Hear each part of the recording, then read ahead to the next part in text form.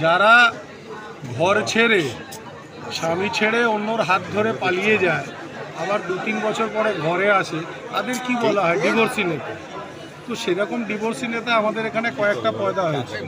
তারা এখন অনেক বড় বড় বলি দিচ্ছে, তারা যেন ভুলে না যায় যে তারাই ঘর ছেড়ে চলে গেছে। দ্বিতীয়বার ঘরে আসলে পিছন থেকে আবার শুরু করতে হয়। সামনে যারা থাকে তারাই নেতৃত্ব দেয়, পিছনে তাদের থাকতে হয়। মনে করতে করে আমাদের এই অঞ্চলে তৃণমূল কংগ্রেসের সৈনিকরা সেটা মেনে নেবে না। হলুদ ফাইলের কথা বললেন আপনি, অতি শীঘ্রই হলুদ ফাইল আবার খুলবেন। আপনাদের ডেকে অবশ্যই সেটাকে প্রকাশিত করব। যেরকম দেখেন না কোনো বিজ্ঞাপন প্রকাশিত হয়, যেরকম দেখেন কোনো দলের আগে ইলেকশনের আগে ম্যানিফেস্টো প্রকাশিত হয়, একটু সময় যেতে দিন, সেই হলুদ ফাইল খুলে আপনাদের দেখিয়ে দেব। সাংসদ বলছেন ঝান্ডা সরিয়ে নিন, মাঠে বুঝে নেব। দাদা, আমি তো পালোয়ানে গিয়ে করি না। আমার পরিচয় হচ্ছে তৃণমূল কংগ্রেস, অভিষেক বন্দ্যোপাধ্যায় এবং মমতা বন্দ্যোপাধ্যায়। আমি খুনের রাজনীতি করি না, আমি ডাকাতির রাজনীতি করি না, আমি চিটিংবাজির রাজনীতি করি না, আমি কিডন্যাপিংয়ের রাজনীতি করি না। আমার রাজনীতি হচ্ছে মানুষের পাশে থাকা, মানুষের সেবা। সেজন্য বটন খুলে যাওয়া আমি মনে করি আমার ক্ষমতার বাইরে। হ্যাঁ, অবশ্যই এই দল যেদিনকে ছাড়বো, আর যারা বলছে তাদের বলবেন দল ছেড়ে রিজাইন করে মাঠে আসতে, দেখিয়ে দেবো কার গায়ে কত জোর আছে। বলছে যে পাপ্পু সিং দোষী নয়, মূল দোষী আপনি, মানে কাকে?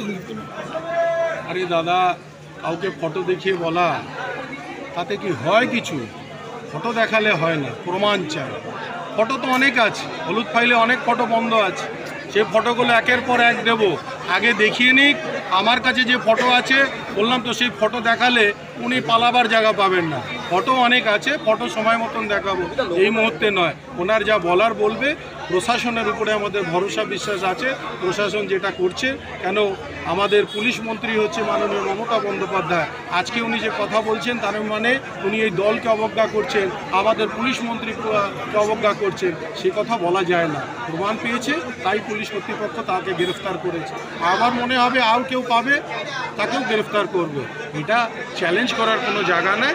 খুন পাপ্পু তো শুধুমাত্র মোহরা। পাপ্পু এ কথা সবসময় বলে, আমি তো অ্যাকচুয়ালও নড়ি না কাকা না বললে। কাকা উর্ফ বিজেপির সাংসদ অর্জুন সিং। তাহলে কাকা বলেছে নিশ্চয়ই বিকি যাদবের খুন করার জন্য, তাই পাপ্পু খুন করিয়েছে। সেটাও আগামী দিন উঠে আসবে। এই খুন আসল মোটিভ এলে পিছনে কে আছে সেটাও উঠে চলে আসবে। সোমনাথ, অর্জুন সিং এখনো বিজেপিতে সাংসদ রয়েছে? আপনি বললেন আমি দায়িত্ব নিয়ে বলছি, উনি আমার দল জয়েন করেছেন, কিন্তু সাংসদটা কিন্তু উনি বিজেপি। দলটা আমাদের অবশ্যই জয়েন করেছেন, আমাদের নেতার হাত ধরে জয়েন করেছেন। সেটার জন্য আমরা অবশ্যই সম্মান জানাই। সেই জন্যই আমি বলি যে মাননীয় সাংসদ, কিন্তু আসল সাংসদ কিন্তু উনি বিজেপি। উনি কি দেখাতে পারবেন উনি তৃণমূল কংগ্রেসের সাংসদ? দেখাতে পারবেন না। আপনি পাপ্পু সিংয়ের নাম, পাপ্পু সিংয়ের বেশ কিছু সম্পত্তির কথা বললেন। এমএলএ এক দ্বিতীয় বিষয়ে কোনো রকম প্রকাশ্য মঞ্চ কিছু বলতে পারবেন না। সেটা দল শুধুমাত্র আমাকে তো বলবে না, দল তো অন্য পক্ষকেও বলবে। শুরু তো অন্য পক্ষ করেছে, শেষ আমি করব। শুরু যে করেছে সে শেষের অপেক্ষা করে। উনি এটাও বলেছেন যে মিলিটারি লাগিয়ে দিলেও বাঁচাতে পারবে না। মিলিটারি লাগালেও বাঁচাতে পারবে না, সে তো উনি প্রকাশ্যে বলেছে যে সোমনাথ শামকে আগামী দিন খুন করা হবে। সেটারও ক্লিপিংস আমার কাছে আছে, সেটাও আপনাদের দিয়ে দেবো। বলছি উনি তো বলেছেন পাপ্পু সিং বিকি যাদবের খুন কেন করবে? অত চুনোপুটি দরকার হলে সোমনাথ শামের খুন করাবে, করবে। খুন করলে করবে। প্রশাসন আছে, প্রশাসন তার বিবেচনা করবে, প্রশাসন তার দায়িত্ব নেবে। বলছি পাপ্পু সিং শ্যামাপোকা বলে সম্বোধন করছেন, আমি তো বললাম একটা পাগল, অনেকে অনেক কিছু বলে হয়ে গেছে ভাই।